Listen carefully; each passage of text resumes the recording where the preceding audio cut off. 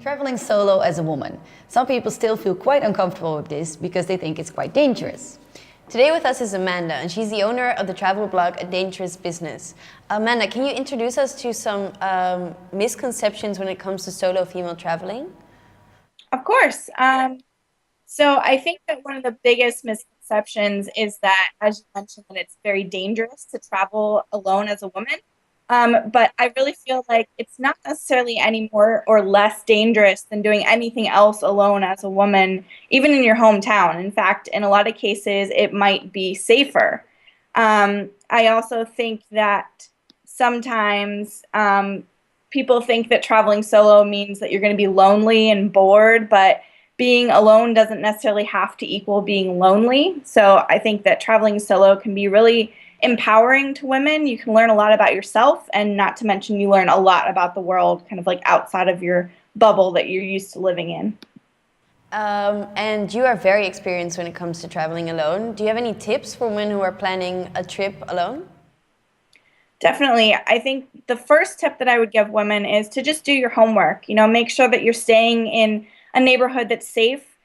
Read up on what the cultural norms are, especially as far as how you dress, because if you're in a more conservative culture, you want to make sure that you're being respectful and covering up, and that obviously will lead to less kind of harassment or negative attention on your part. And also just reading up on some common tourist scams can just help you be a bit smarter about, where you're visiting and kind of not getting caught up in any of that. And I also just tell women to be smart. Don't do anything when you're traveling alone that you wouldn't do at home. Like, don't take rides from strangers. Don't go wandering alone at night in a neighborhood that you don't know. Just kind of common sense stuff. And lastly, just trust your gut. If you find yourself in a situation that is making you uncomfortable, just remove yourself from it, because that's just really the smartest thing to do.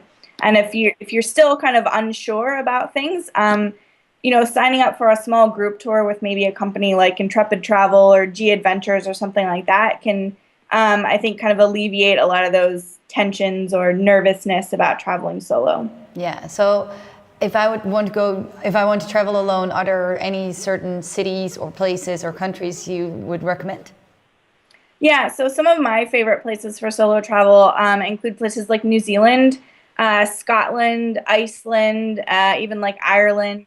Places that, it's not so far out of most people's comfort zones because they are, westernized and people speak English and that sort of thing. But they're also very safe, and the people are very, very friendly and definitely open to having solo travelers in their countries.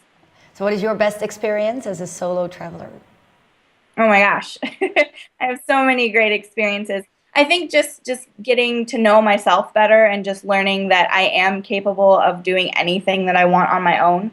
So that's probably the best thing I've gotten from it.